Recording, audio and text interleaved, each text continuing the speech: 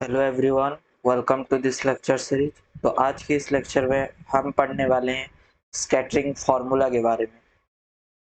तो आज हम सीखेंगे कि ये जो स्कैटरिंग फार्मूला होता है वो कैसे डिराइव किया जाता है, इसका डेरिवेशन को आज हम देखने वाले हैं।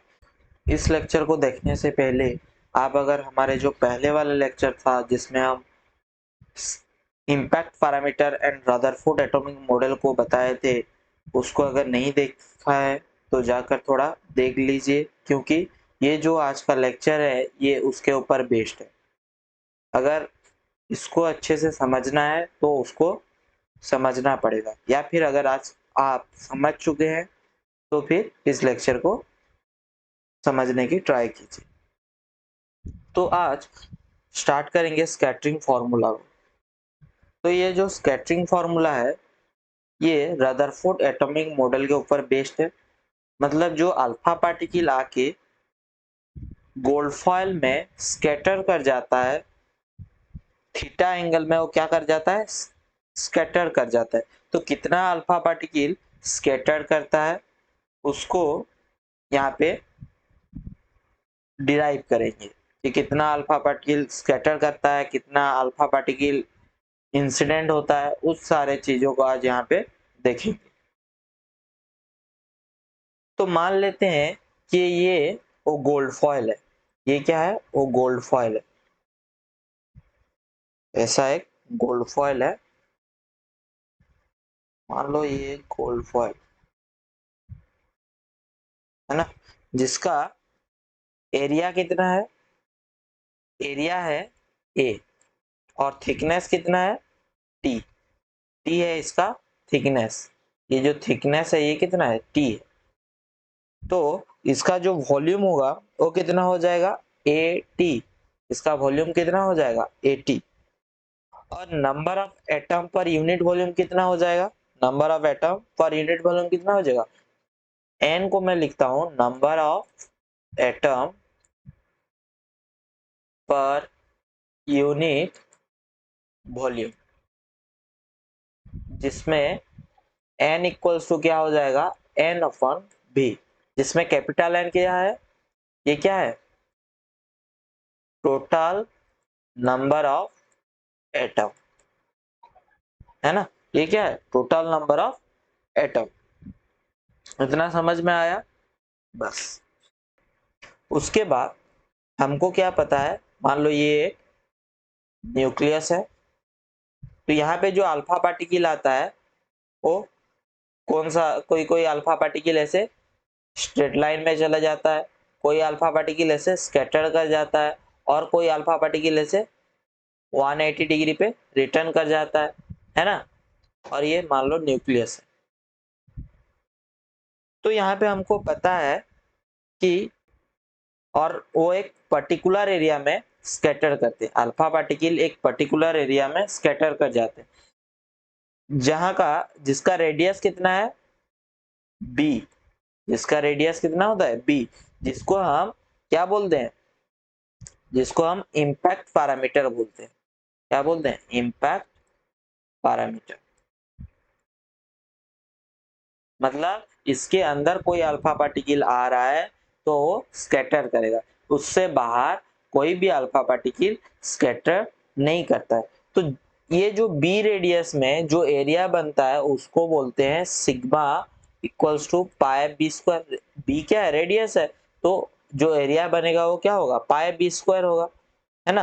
और ये जो एरिया होता है इसको बोलते हैं cross section,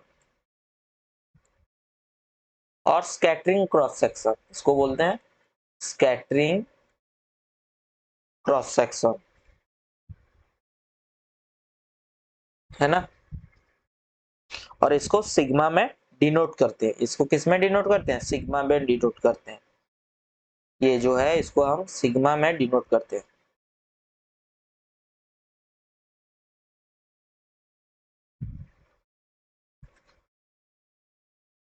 sigma equals to pi B square. B क्या है, इम्पैक्ट पैरामीटर। सिग्मा क्या है, स्कैटरिंग क्रॉस सेक्शन। इतना समझ में आया। तो यहाँ पे ये जो स्मॉल एन है वो क्या है, number of atom per unit volume है ना। तो यहाँ पे number of nuclei in the fall, ये यूनिट, ये जो है क्या है, नंबर ऑफ एटम है, ये इतने नंबर ऑफ एटम है ना। ये मान लो पूरा गोल्ड फॉयल है, ये मान लो पूरा गोल्ड फॉयल है, ये पूरा गोल्ड फॉयल है। तो इस गोल्ड फॉयल के अंदर total n number of atom है ना। और स्मॉल n क्या है, number of atom for unit volume. मान लो मैं ये पर्टिकुलर वॉल्यूम को ले रहा हूं तो इसके अंदर n नंबर ऑफ क्या है, small n number of atom है ना। Number of nuclei in the foil, इस फॉयल के अंदर कितना नंबर ऑफ न्यूक्लियाई होंगे, n नंबर ऑफ न्यूक्लियाई होंगे। कितना होगा, एन ए टी, होगा या नहीं। इसके अंदर कितने नंबर ऑफ न्यूक्लियाई होंगे, स्मॉल एन ए टी, होगा या नहीं, होगा, ऑब्वियसली होगा,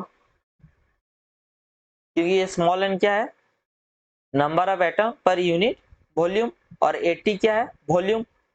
तो एक यूनिट वॉल्यूम में अगर n नंबर ऑफ एटम है तो n नंबर ऑफ न्यूक्लियाई होंगे, small n number of nuclei भी होंगे।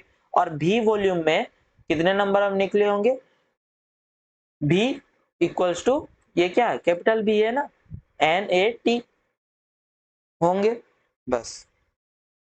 उसके बाद ये तो हमको इतना पता है, v इक्वल्स टू 80, और क्या पता चला, स्मॉल n क्या है, n equals to n by v, और क्या पता चला,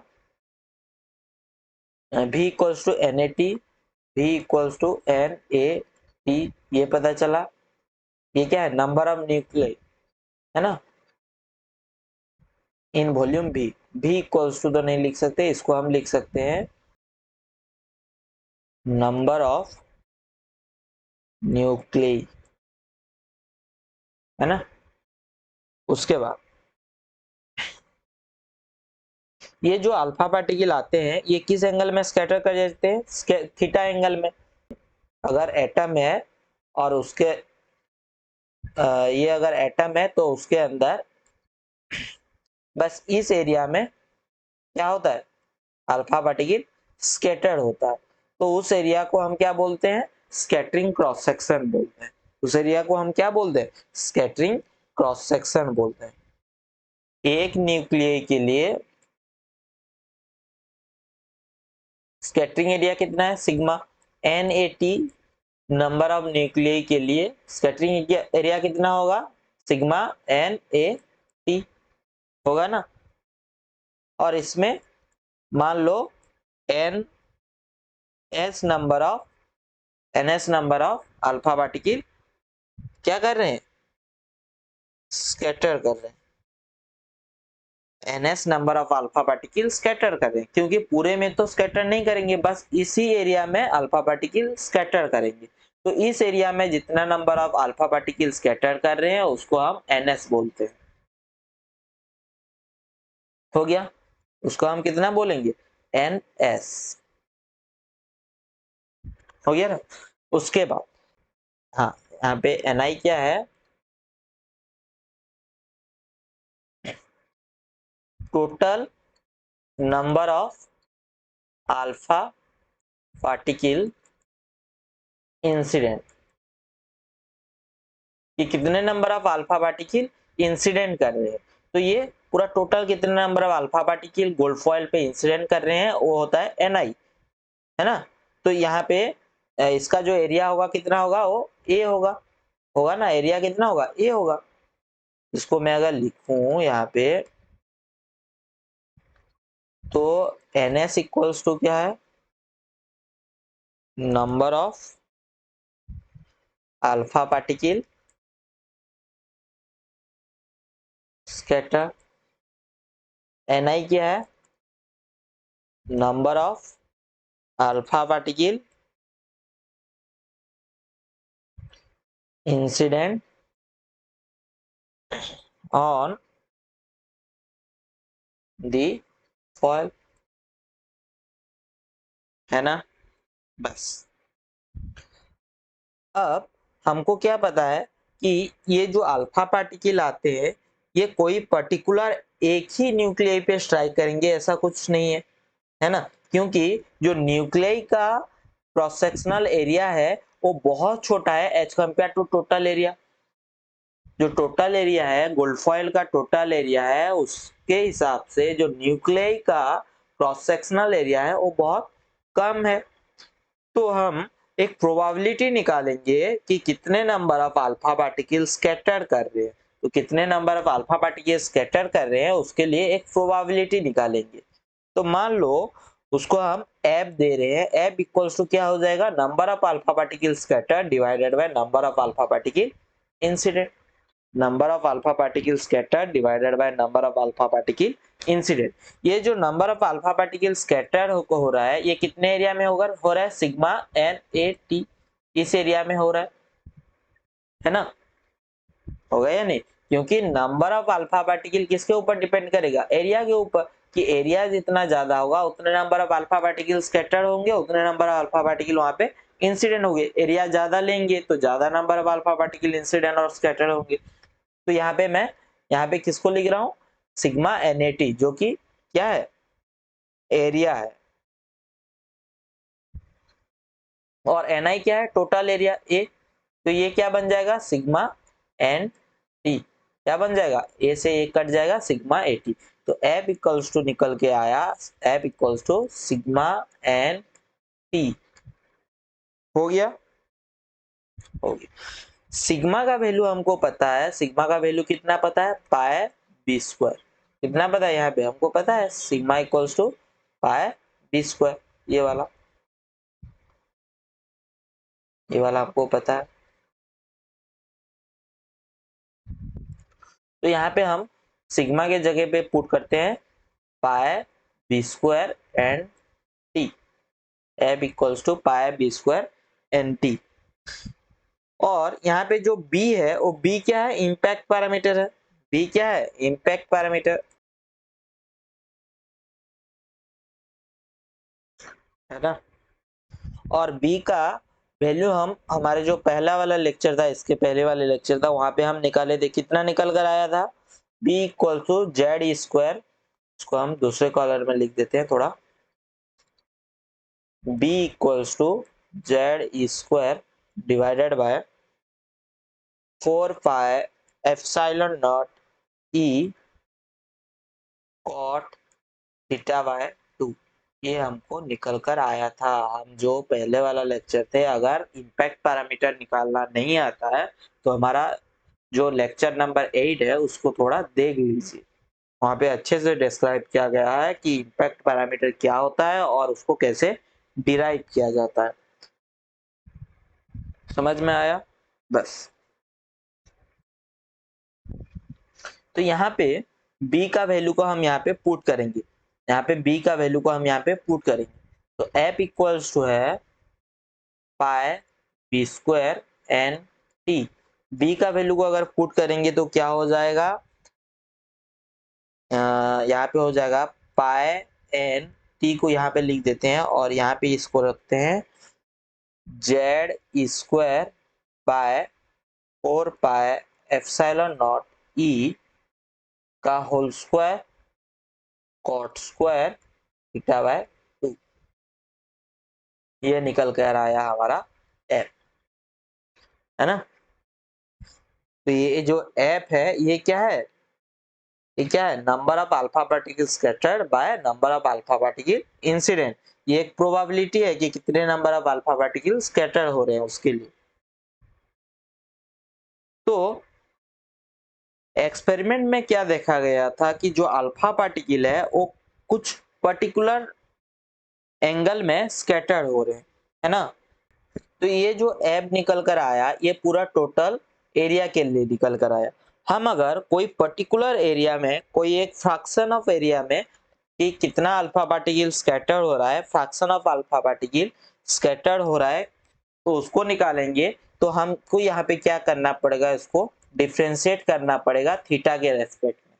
तो क्या होगा, थीटा के रेस्पेक्ट में डिफ्रेंशिएट करेंगे तो df equals to pi N T, ये तो बाहर आ जाएगा क्योंकि यहाँ पे कहीं पे भी थीटा नहीं है, z square divided by 4 pi epsilon not ई का होल स्क्वायर, ये भी बाहर आ जाएगा क्योंकि ये भी क्या है, कांस्टेंट है।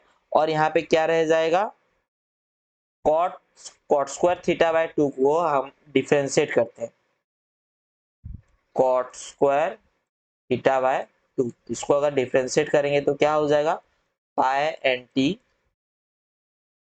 Z square by 4 pi epsilon not ई का होल स्क्वायर इक्वल्स टू क्या हो जाएगा, cot theta by 2 into cos square theta by 2, और यहाँ पे आगे आ जाएगा माइनस, यहाँ पे आगे क्या आ जाएगा, माइनस। तो ये जो माइनस साइन है, ये जो नेगेटिव साइन है, ये नेगेटिव साइन क्या बता रहा है, ये क्या बता रहा है, एफ डिक्रीज करता है, जैसे जैसे थीटा को इंक्रीज करेंगे एफ क्या होगा, डिक्रीज करेगा, एफ क्या होगा, डिक्रीज करेगा अगर हम थीटा को इंक्रीज करेंगे। ये चीज यहाँ पे ये जो नेगेटिव साइन है ये बता रहा है ना।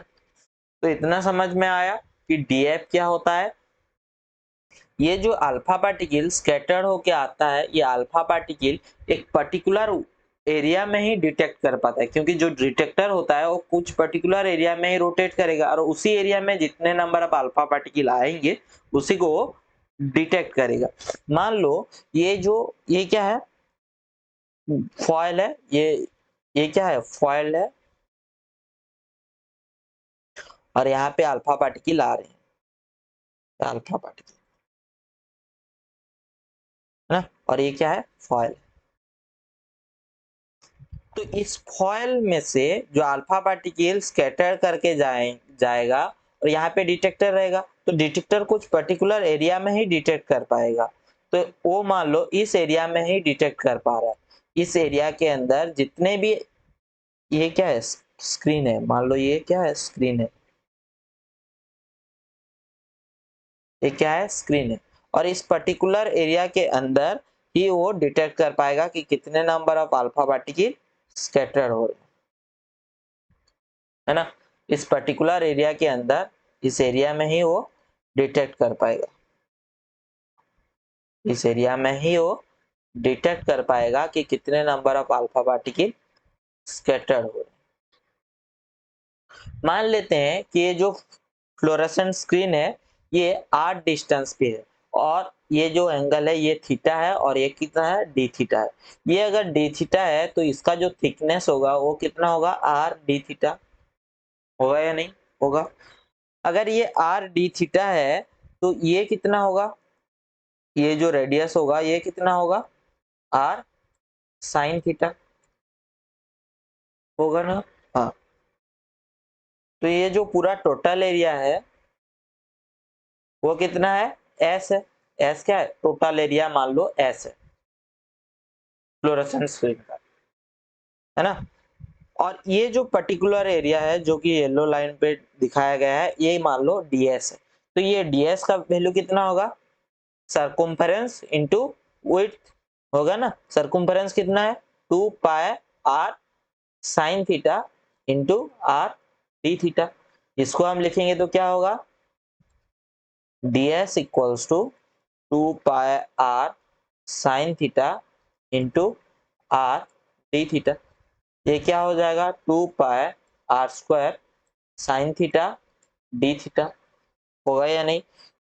तो यहाँ पे जो साइन थीटा और डी थीटा होता है उसको मैं कैसे लिख सकता हूँ, 2 pi r square 2 sine theta by 2 into cos theta by 2 into d theta. तो 2 इंटू 2 कितना हो जाएगा, 4 pi r square sine theta by 2 cos theta by 2 d theta. हाँ,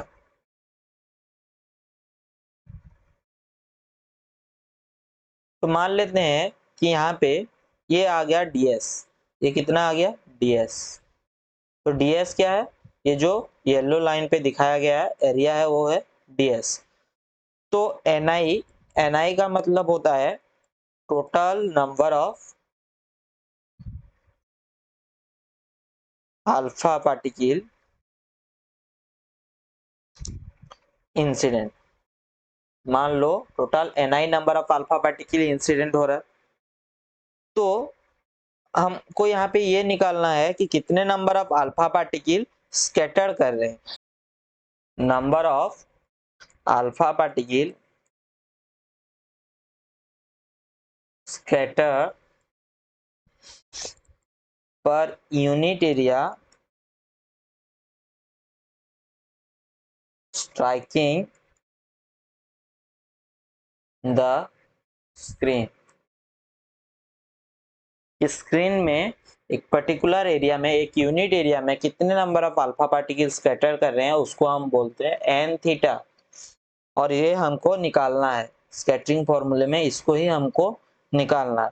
तो एन थीटा इक्वल्स टू क्या हो जाएगा, total number of alpha particle incident, कितने number of alpha particle incident हो रहे हैं, इनटू जो फ्रैक्शन है, जो कितने फ्रैक्शन है कि कितने नंबर ऑफ प्रोबेबिलिटी जो है कि कितने number of alpha particle scattered हो रहे हैं, वो प्रोबेबिलिटी डिवाइडेड बाय किस एरिया में, ये जो एरिया है डीएस एरिया, इसी एरिया को हम नीचे लिखें। तो यहाँ पे अगर हम ni df और ds सबका वैल्यू को यहाँ पे पुट करते हैं, ni का वैल्यू ni ही रहेगा, df का वैल्यू कितना हो जाएगा पाई एन टी, और ये कितना हो जाएगा z square divided by 4 pi epsilon not ई का whole square cot theta by 2, कितना हो जाएगा cot theta by 2 cosec square theta by 2 into d theta divided by 4 pi r square sine theta by 2 cos theta by 2। ये होगा ना, हाँ हो जाए। इतना समझ में आया। अब इसको अगर हम मैं लिखूंगा यहाँ पे एन थीटा इक्वल्स टू कितना था एन आई पाई एन टी, ऊपर एक पाई नीचे एक पाई काट गया, तो क्या होगा N I N T, N I N T, और ऊपर क्या है जेड ई स्क्वायर का होल स्क्वायर, तो जेड स्क्वायर और ई टू दावर 4, ये जो टर्म है, ये जो टर्म है इसको मैं क्या लिख सकता हूँ जेड स्क्वायर का होल स्क्वायर को जेड स्क्वायर, जेड स्क्वायर ई 4, है ना। और क्या होगा नीचे, क्या होगा नीचे क्या आ जाएगा यहाँ पे 4 पाई एप्सिलॉन नॉट का होल स्क्वायर, और यहाँ पे नीचे है आर स्क्वायर। ये वाले टर्म को छोड़ देते हैं एक सेकंड के लिए, इसको थोड़ा बाहर रख देते हैं, ये वाले टर्म, ये दोनों टर्म को बाहर रख देते हैं और इसको थोड़ा सॉल्व करते हैं। तो क्या हो जाएगा ये जो है बाहर, ये क्या हो जाएगा 4 पाई एप्सिलॉन नॉट ई का होल स्क्वायर, नीचे है 4 पाई एप्सिलॉन नॉट ई का whole square into R, R का स्क्वायर है क्या, आर का स्क्वायर। उसके बाद यहाँ पे क्या हो जाएगा, यहाँ पे क्या है cot theta by 2 cosec square theta by 2, cot theta by 2 क्या होता है, इसको मैं रफली कर देता हूँ, cot theta by 2 into cosec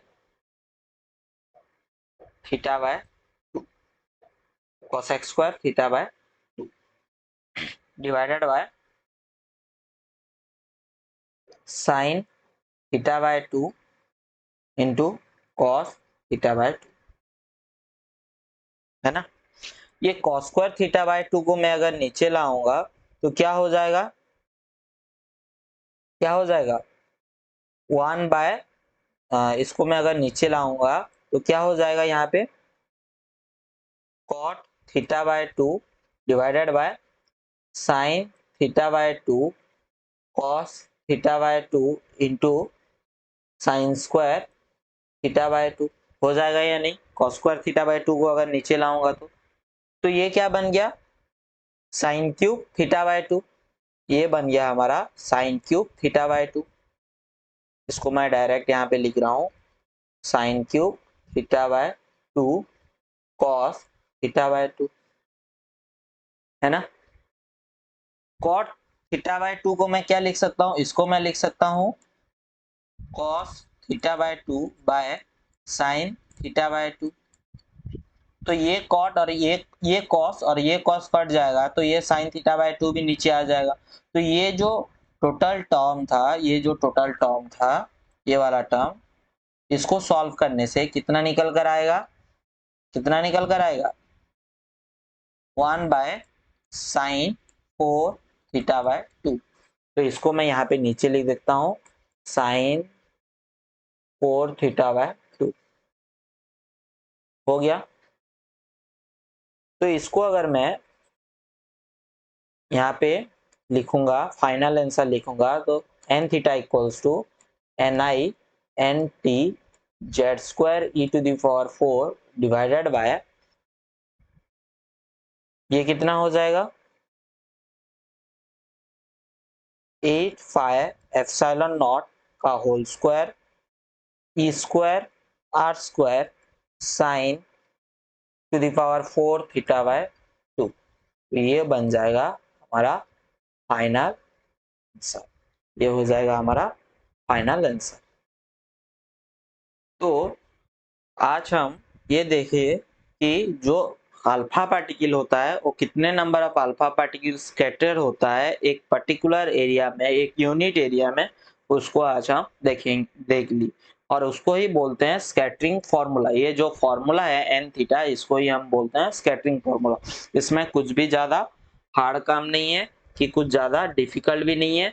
बस क्या करना है, पहला काम हमको ये करना है कि नंबर ऑफ अल्फा पार्टिकल निकालना है, किसमें कि कितने number of alpha particle incident होते हैं, फिर number of alpha particle scattered होते हैं, उसके बाद एफ निकालना है, उसके बाद हमको डीएफ निकालना है, डीएफ निकालने के बाद हमको डीएस निकालना है, और डीएस निकालने के बाद हमको एन थीटा का फॉर्मूला पुट करना है, N I DF divided by DS, इसको पुट करना है। और इसमें सबका वैल्यू को पुट कर देने के बाद हमारा जो फाइनल आंसर है वो आ जाएगा। तो इसमें कुछ ज्यादा बड़ी बात नहीं है। तो आज के लेक्चर के लिए बस इतना ही, फिर नेक्स्ट लेक्चर में हम पढ़ेंगे।